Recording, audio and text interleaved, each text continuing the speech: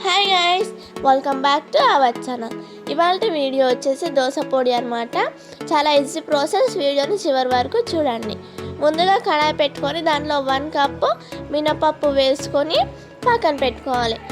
ఆ తర్వాత అదే కడాయిలో 1 కప్ శనగపప్పు, 1 టీ స్పూన్ జీరా, 1 టీ స్పూన్ మెంతులు, 1 టీ స్పూన్ నువ్వులు, ఇంకా 1 టీ స్పూన్ ధనియాలు వేసుకొని అవన్నీ మనము గ్రైండర్లో వేసుకోవాలి. అలాగే కొంచెం చింతపండు, ఇంకా అదే కడాయిలో 2 లేదా 3 రెమ్మల కరివేపాకు వేయించుకోవాలి. వేయించుకున్న తర్వాత మనము గ్రైండర్లో వేసుకొని అలాగే 6 లేదా 7 ఎల్లిపాయలను కూడా వేసేసుకోవాలి. ఆ తర్వాత గ్రైండ్ చేసుకొని నేను చూపిస్తున్న టెక్స్చర్ వచ్చేంతవరకు గ్రైండ్ చేయాలి.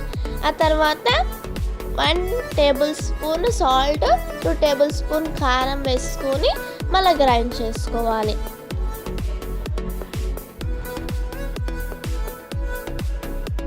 గ్రైండ్ చేశాక మనము బాక్స్లో 1 మంత్ లేదా 2 మంత్స్ వరకు స్టోర్ చేసుకోవచ్చు. టేస్ట్ అయితే చాలా బాగుంటుంది. దోశకి కానీ లేకపోతే ఇడ్లీకి కూడా వేసుకోవచ్చు. అండ్ ప్లీజ్ లైక్ చేసి subscribe to our channel. Thank you.